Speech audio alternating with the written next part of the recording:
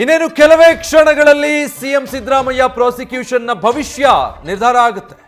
ಹೈಕೋರ್ಟ್ನಿಂದ ಮೂಡಾ ಪ್ರಕರಣದ ವಿಚಾರಣೆಗೆ ಸಂಬಂಧಪಟ್ಟ ಹಾಗೆ ಅಂತಿಮ ತೀರ್ಪು ಇನ್ನೇನು ಕೆಲವೇ ಕ್ಷಣಗಳಲ್ಲಿ ಹೊರಬೀಳೋದಕ್ಕಿದೆ. ಸಿಎಂಗೆ ರಿಲೀಫ್ ಸಿಗುತ್ತಾ ಅಥವಾ ಮತ್ತಷ್ಟು ಟೆನ್ಷನ್ ಹೆಚ್ಚಾಗುತ್ತಾ ಅನ್ನೋದು ಇವತ್ತು ನಿರ್ಣಯ ಆಗುತ್ತೆ.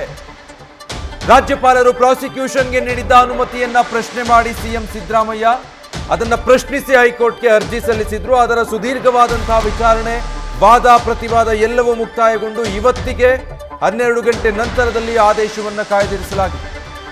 ಹೀಗಾಗಿ ಸಿಎಂಗೆ ಇವತ್ತು ರಿಲೀಫ್ ಅಥವಾ ಟೆನ್ಷನ್ ಏನು ಅನ್ನೋದು ಗೊತ್ತಾಗುತ್ತೆ. ಮೂಡಾ ಪ್ರಕರಣ ತೀರ್ಪಿನ ಹಿನ್ನೆಲೆ ಸಿಎಂ ನಿವಾಸಕ್ಕೆ ಭದ್ರತೆ ಹೆಚ್ಚಿಸಿದ್ದಾರೆ. ಸಿಎಂ ಕಾವೇರಿ ನಿವಾಸಕ್ಕೆ ಬಿಗಿ ಪೊಲೀಸ್ ಬಂದೋಬಸ್ತನ್ನು ಒದಗಿಸಲಾಗಿದೆ. ಯಾವಾಗಲೂ ಕೂಡ ಇರುತ್ತೆ ಮುಖ್ಯಮಂತ್ರಿಗಳ ನಿವಾಸಕ್ಕೆ ಬಿಗಿ ಭದ್ರತೆ, ಬಟ್ ಆ ಎಲ್ಲದಕ್ಕಿಂತಲೂ ಹೆಚ್ಚಿನ ಪೊಲೀಸ್ ಸಿಬ್ಬಂದಿಯನ್ನ ಸದ್ಯ ನಿಯೋಜನೆ ಮಾಡಿದ್ದಾರೆ. ತೀರ್ಪಿನ ಬಳಿಕ ಯಾವುದೇ ಅಹಿತಕರ ಘಟನೆಗಳು ನಡೆಯದ ಹಾಗೆ ಪೊಲೀಸ್ ಇಲಾಖೆಯಿಂದ ಈ ರೀತಿ ಮುನ್ನೆಚ್ಚರಿಕೆ ಕೈಗೊಂಡು ಅಲ್ಲಿ ಸಾಕಷ್ಟು ಕಟ್ಟೆಚ್ಚರ ವಹಿಸಿದ್ದಾರೆ. ಕಾರ್ಯಕರ್ತರು ಸಿದ್ದರಾಮಯ್ಯ ನಿವಾಸಕ್ಕೆ ಬರುವಂತ ಸಾಧ್ಯತೆ ಕೂಡ ಇದೆ ಇವತ್ತಿನ ಆದೇಶ ಏನು ಅನ್ನೋದನ್ನ ನೋಡಿಕೊಂಡು. ಹೀಗಾಗಿ ಮುಂಜಾಗ್ರತಾ ಕ್ರಮ ವಹಿಸೋದಕ್ಕೆ ಪೊಲೀಸರು ಮುಂದಾಗಿದ್ದಾರೆ. ಅದೇ ರೀತಿಯಾಗಿ ನೋಡಬಹುದು ನೀವು, ಸಿದ್ದರಾಮಯ್ಯನವರ ಕಾವೇರಿ ನಿವಾಸದ ಸಮೀಪ ದೊಡ್ಡ ಸಂಖ್ಯೆಯಲ್ಲಿ ಈಗಾಗಲೇ ಬ್ಯಾರಿಕೇಡ್ಗಳನ್ನೆಲ್ಲ ಅಲ್ಲಿ ನಿಯೋಜನೆ ಮಾಡಿ ಪೊಲೀಸ್ ಸಿಬ್ಬಂದಿ ಕೂಡ ನಿಯೋಜನೆಗೊಂಡಿರುವಂತಹ ಸ್ಥಿತಿಯನ್ನ.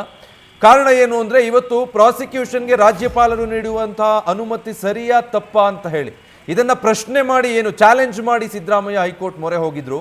ಅದರ ಸುದೀರ್ಘವಾದ ವಿಚಾರಣೆ ಆಗಿದೆ. ಇವತ್ತಿಗೆ ತೀರ್ಪು ಬರಬೇಕಾಗಿದೆ. ಏನಾಗುತ್ತೆ ಅನ್ನೋದು ಬಹಳ ಕುತೂಹಲ ಇದೆ. ಕಾನೂನಾತ್ಮಕವಾಗಿ, ರಾಜಕೀಯವಾಗಿ ಇದು ಸಾಕಷ್ಟು ಬೆಳವಣಿಗೆಗಳಿಗೆ ಕಾರಣ ಆಗೋದ್ರಿಂದಾಗಿ. ನ್ಯೂಸ್ ಫಸ್ಟ್ ನಿರ್ಭೀತಿಯಿಂದ ನಿಮ್ಮ ಪರವಾಗಿ.